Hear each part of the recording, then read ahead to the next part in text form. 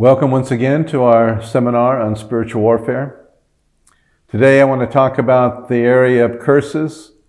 For the next 3 sessions we'll be dealing with this area.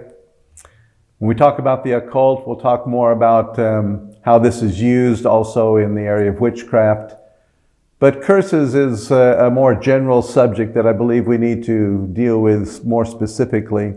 It is basically negative words directed against someone with the intention of inflicting harm. Words could be intentional or unintentional, but they are still words. They're like darts or swords, or they can penetrate, especially if there's some type of relationship between the person cursing and the person receiving it or the victim.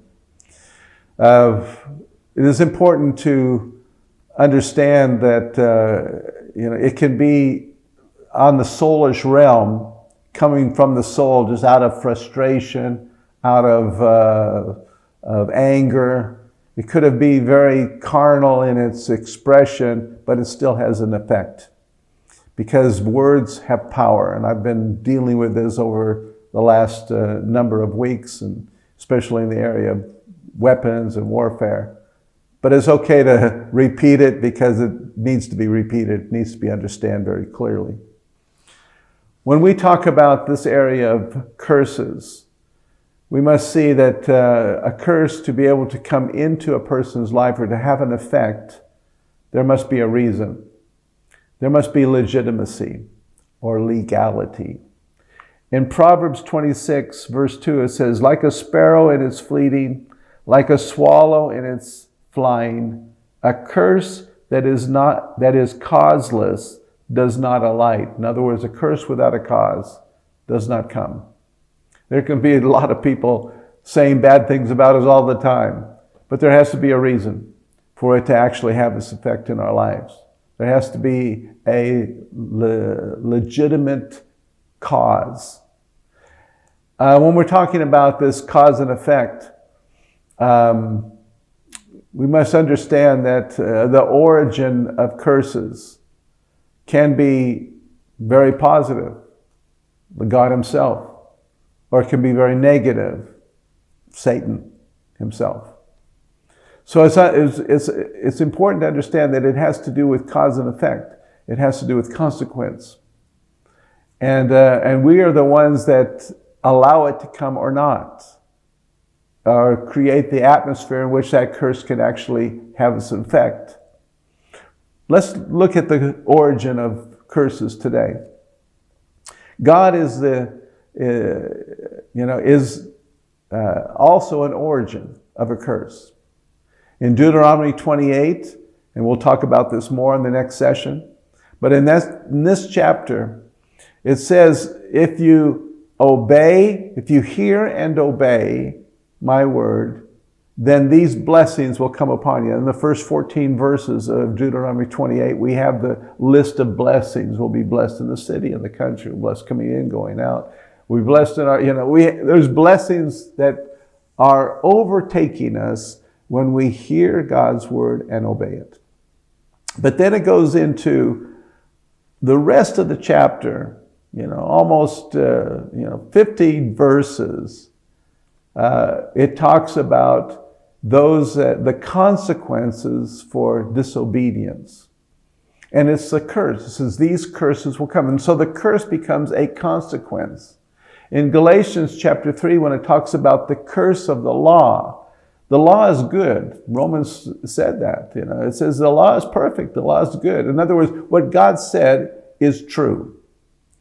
If we choose to disobey it, then there are consequences, because God's word is true. It's good. So, in other words, when God curses, it is because there is it's a consequence to our sin. So it becomes, it goes out that way. These curses will come upon those who do not hear and do not obey. Okay? So God is so the curses that you see in the scriptures coming from God is not because God's evil, it's because God is just. And because he is just, there is moral responsibility to our decisions. If we decide to go against the law, we suffer the consequence of the law. It's just the same as in the natural. If we break the law, we have to pay for it. We have to go to jail. And that's like a curse. But it's not because the law is evil, it's because we didn't obey it. And so there's a consequence to it. There's also those, in the scriptures, we see curses given by men in the name of God, or God inspired him to curse. For example, in the prophets, many of the prophets were given the responsibility to curse. Elijah, for example, was told to basically curse Israel, and no rain fell on Israel for 3 years. And then when he prayed the second time, then rain came. Okay, so it was a judgment that happened, and the land was cursed for those 3 years. We see this many times in the scriptures where God would raise up a prophet to prophesy, and then the people had to respond to that prophecy. If they responded correctly, there was mercy. If they chose to persecute the prophet, to kill the prophet, to not obey the prophet, and it happened many times as well, like in Jeremiah, stuck him in a well. And so the curse came, and they were defeated by their enemies. And so there's this relationship, or this type of curse that can happen. And then there are those that are self-imposed curses, where we can curse ourselves. This happened in Matthew 27, verse 25, when the Jewish leaders were before Pilate, and they were calling for Jesus' crucifixion. And Pilate was just saying, listen, he's not done wrong enough to be crucified. I can whip him, but he's not, he doesn't deserve to be killed for just some religious differences you may have, And then the religious leaders and all the people said this, in verse 25, Matthew 27:25, let his blood be upon us and upon our children. In other words, he said, we take the responsibility. Let that curse come upon us. If it's wrong, then we'll suffer the consequences. And then they actually cursed themselves because of what they intended to do to Jesus. They wanted Pilate to do for them. And it's just the same thing when we curse ourselves. I hate myself. I'm stupid. I don't amount to anything. We just allow those thoughts to come in of self-degradation and self-hate, and we begin to curse ourselves. Well, the enemy loves that because he takes those very curses and works them, because we've given him legitimacy. We've opened the door, okay? And we've set it over our own lives, and we're the responsible ones.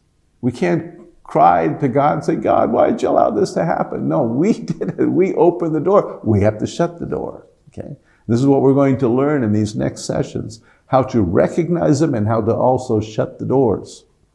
Then the next one is when other people, especially those in relationship to us, would curse us, like a husband to a wife. This happened with Jacob in relationship to his wife, Rachel. What she said, she hid the gods of the idols of her father, and lied about it.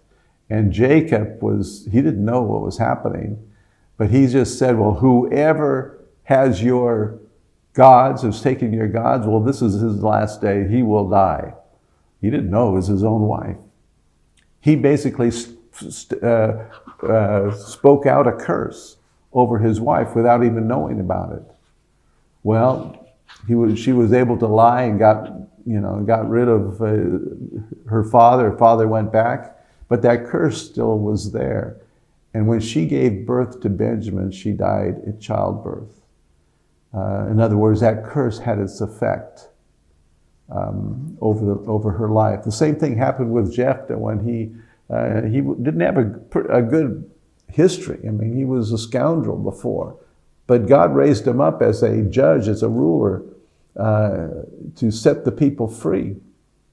And he made a crazy curse. You know, he made this vow before the Lord. He says, if you give me victory today, the first, whatever comes out of my house when I arrive back from the victory, I will offer as a sacrifice before you. And when he did, it was his daughter. In other words, he cursed his daughter. He made a silly vow, but those words had power.